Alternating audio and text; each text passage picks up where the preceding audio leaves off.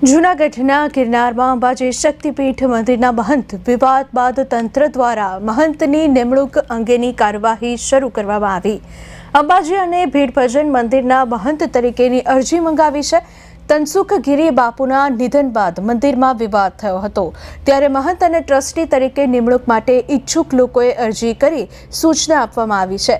તો 28 ઓગસ્ટથી 24 સપ્ટેમ્બર સુધીમાં અરજી ફોર્મ મામલતદાર કચેરીથી મેળવી લેવા સૂચના અપાઈ છે।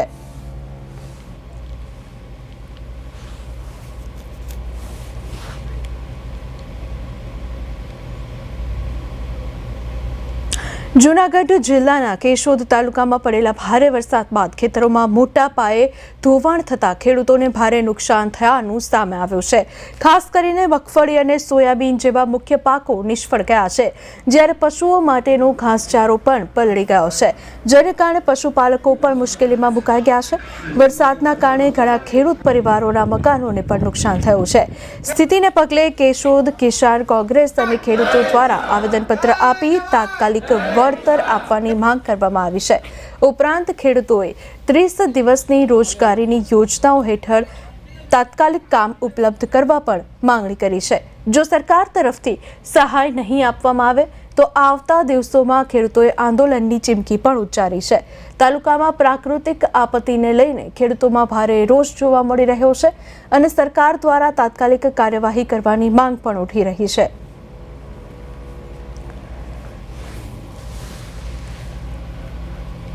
કેશોદ તાલુકામાં ભારે વરસાદ અને પૂરની પરિસ્થિતિના કારણે જે ખેડૂતોને નુકસાન થયું છે, જેમાં જમીન ધોવાણ, પાક નુકસાની, પશુઓના ઘાસચારાનું નુકસાન, ઘરમાં પાણી ઘૂસી જવાથી ઘર વખડીને નુકસાન અને જે લોકોના ઘર ધરાશયી થયા છે એમને તાત્કાલિક ધોરણે સહાય આપવામાં આવે એવી માંગ સાથે આજે કિસાન કોંગ્રેસ સમિતિ અને ખેડૂતો દ્વારા અહીંયા પ્રાંત અધિકારી પાસે આવ્યા હતા।